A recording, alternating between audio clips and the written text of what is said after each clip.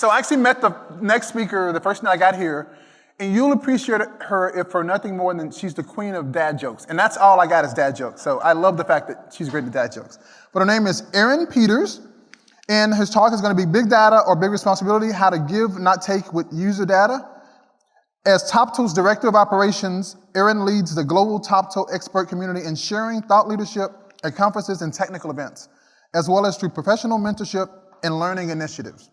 Focusing on experiential, quantitative methods, Eryn brings cross-functional experience from time spent at Sony and Mercedes-Benz to best serve the communities she influences. Let's give it up for Eryn Peters. Come on!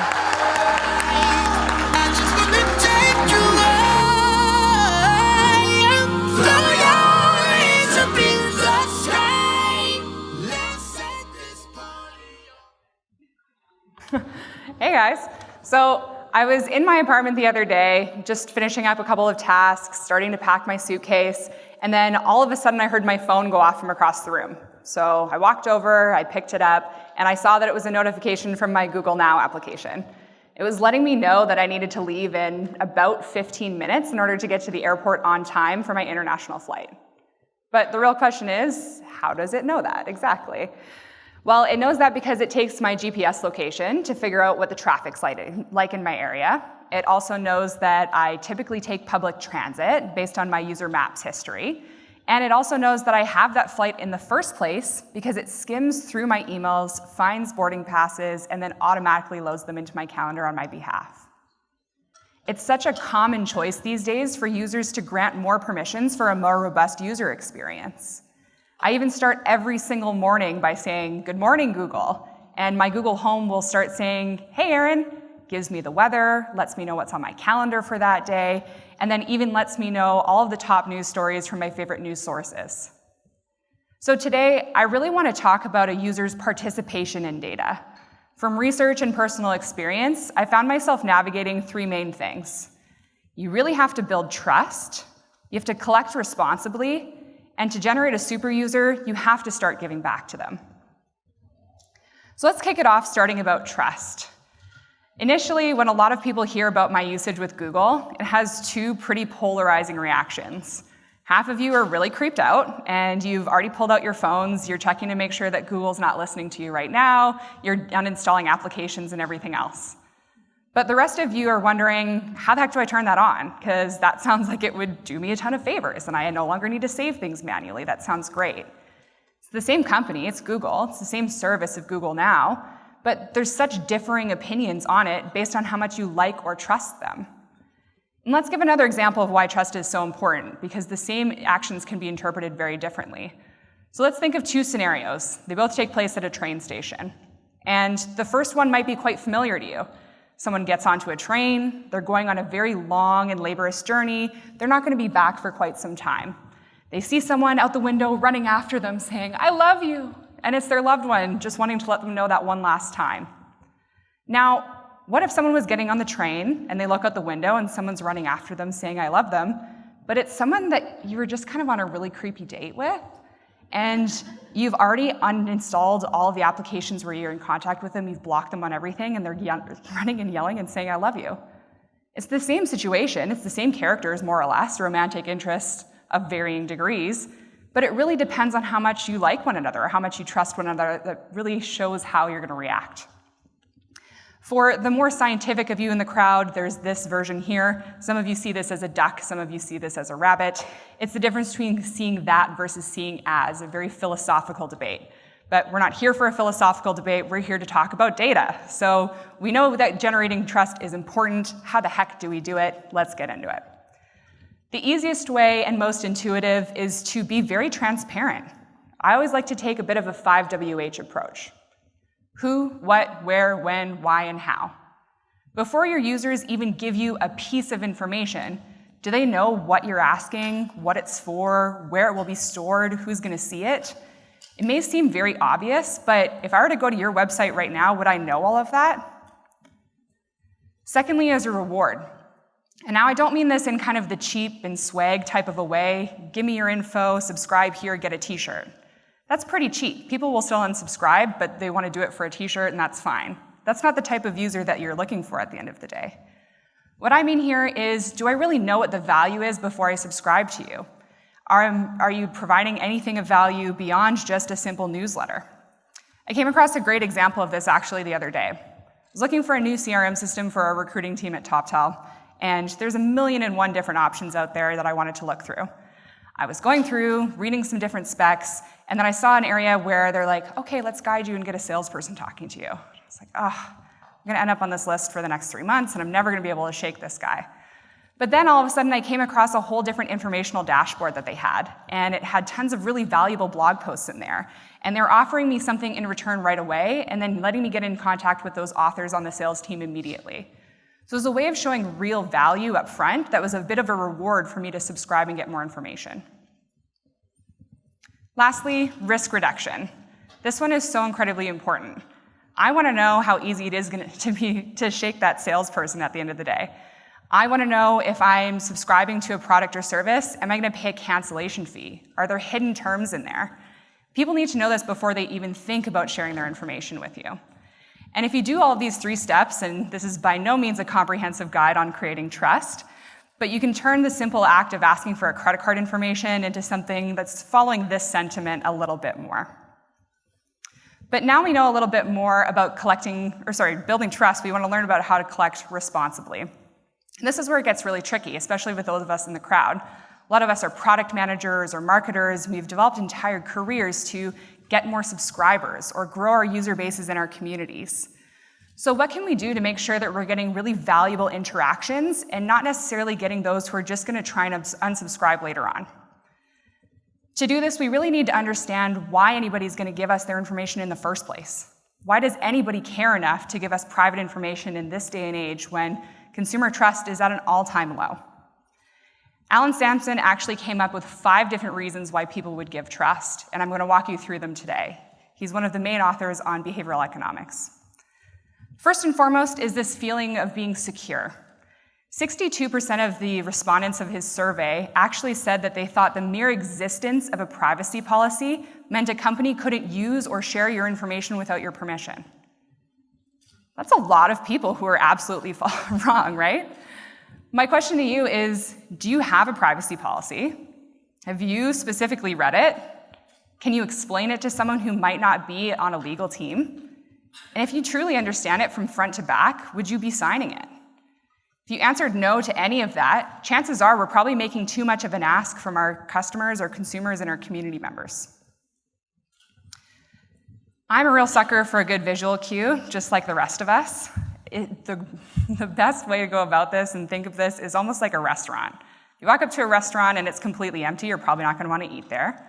If you walk up and see a bunch of those stickers on the front window, they're listed in Zagat. They've won a recent magazine award. They have a ton of accolades. You're going to be much more likely to go in and give them a shot. On here, it's no different with online businesses rather than in-person businesses. You have Better Business Bureau and Trustee and all of these different emblems that are showing up on websites all over the place. Customer testimonials. If you have these, make sure that you're going to be posting them. If you don't have them, it's probably an indication that maybe there's some things that we can do better, but make sure you're not falsifying any information that you're putting on here in order to trick people into subscribing. Instant gratification is a curious one. And many of us go to events. I mean, we're all here at an event together. We've purchased tickets that have assigned seating. That's a great example of instant gratification and a time limit on a purchase. So I was going to buy Sam Smith tickets the other day, and I had a 4-minute timer on my account. I selected my seats. I go, oh my gosh, these are great seats. They're going to go right away. And I only had 4 minutes to enter my personal information, grab my credit card from one of the million jackets that are laying around the house to get my CSV on the back, and to kind of read through any privacy policies that were on there and accept them right away. While it's a bona fide requirement for them to have a timer, they want to put someone in that seat, whether it's me or not, 4 minutes is simply not enough. So really evaluate if a limited time offer is truly beneficial for your business or if it's required, and then make sure you're giving an appropriate amount of time for someone to make the right decision.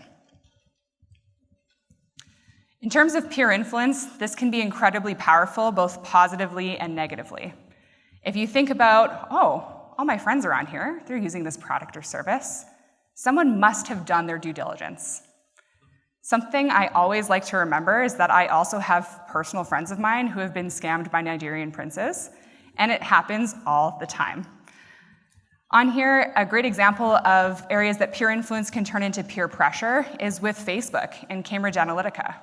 How many people felt very uncomfortable after all of that scandal came out, and you were going, I really would leave, or I really would go somewhere else, but all my friends and family are on here. It turns something where they signed up because someone was there into feeling trapped, almost like Stockholm Syndrome, because they don't feel like they can leave. So when it comes to peer influence, it's very important to supply enough value and enough transparency and honesty here that it doesn't become that trap at the end of the day. Lastly are defaults. This one is one that we probably all have tons of really painful and annoying experience with, especially for those of you who are like me, inbox zero queens and kings out there in the crowd. There's a number of times I've bought a product just once, and you end up on a mailing list in a long-term relationship for the next 3 years of your life, going through, clicking, trying to find an unsubscribe button, and then you click that button once you finally find it, and they say, hey, what's your password for this website that you've never actually been to?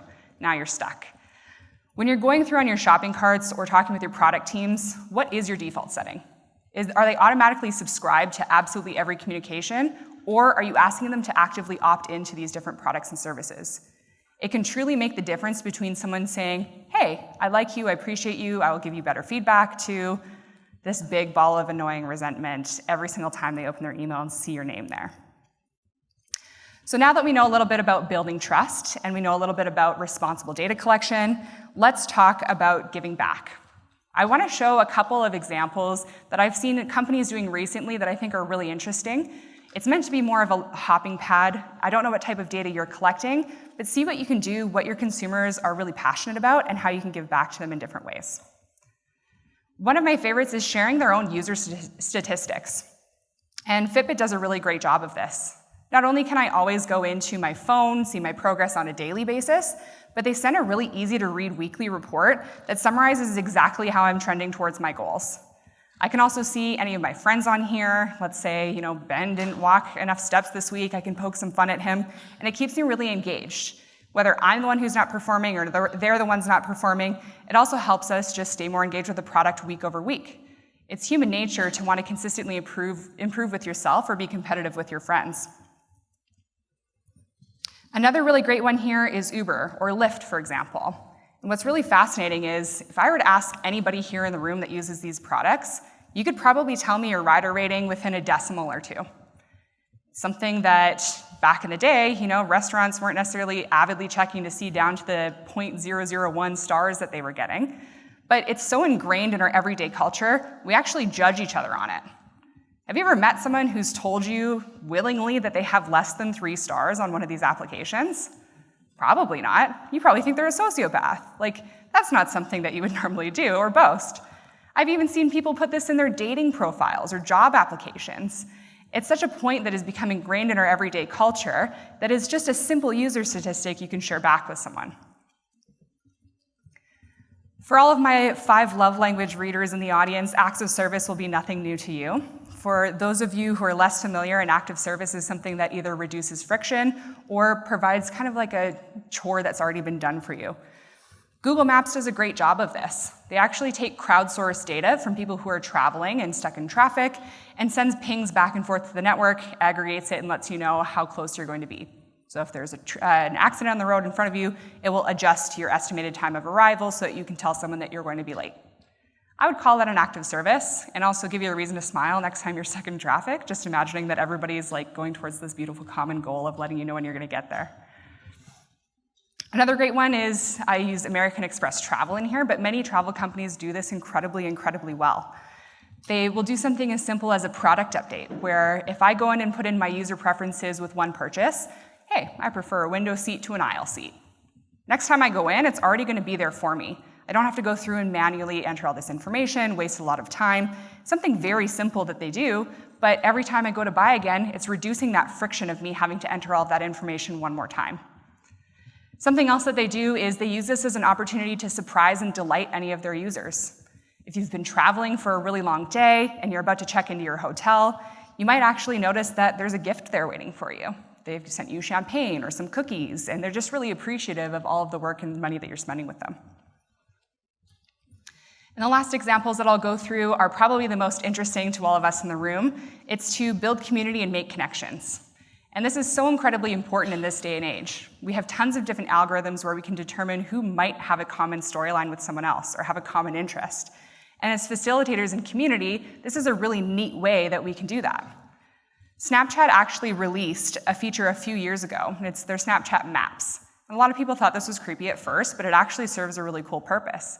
So not only can you see if a friend is nearby and you can invite them out for coffee, but you can see hotspots on the map of where different events are happening. So maybe there's a sporting event going on and you're going, I should walk down the street and check it out. Or maybe you're already at that event and you want to meet more people who have similar interests than you. It's so easy to hop on, connect, send someone a message, and then now it creates more user interactivity because they're coming back. All of their friends are now on that platform, and it circles back around to that peer influence. Another great one is LinkedIn. Not only is it their recommended connections, where it's going to go through and see, hey, did you used to work with Christine over at this job 6 years ago? Or did you go to school with Jane Smith? You can go and message them, and it kind of circles back around to their core business proposition of developing these big professional networks. We also saw some great examples with their new user groups where this is even more interest-related or topical-related. And so anything you can do to circle back around and build community and find those connections with one another to facilitate introductions is so, so valuable. All in all, the process is incredibly easy. You have to make sure that you're building trust first, because no matter what your actions are at that point, the interpretation can be totally different. You want to make sure that people are saying, yes, please take my money, please sign me up, I want to hang out with my friends on your product, service, platform, etc. Once you do that, you have to make sure that you're collecting responsibly. So it's not as easy as trickery or trying to coerce someone into subscribing. Those aren't the super users that you want later on at the end of the day anyways. By having someone actively opt in, when more laws like GDPR or the data privacy laws that California launched, and as these get more and more popular in different areas of the world over the next few years, these are the users that are going to stick with you because they actively want to. And lastly, start giving back. The more times that you can give back to your super users, you're including them in your core business. And this is so incredibly important. If they're making the investment in you, you really have to show that this is a two-way street and an ongoing relationship rather than a one-off transaction. At the end of the day, something important to remember is that every single super user has a choice to make. They can choose between 1,000,001 different superhero teams to join. You can either be a superhero team that is on that short list or the villain that's stealing their data. But at the end of the day, the choice is going to be yours.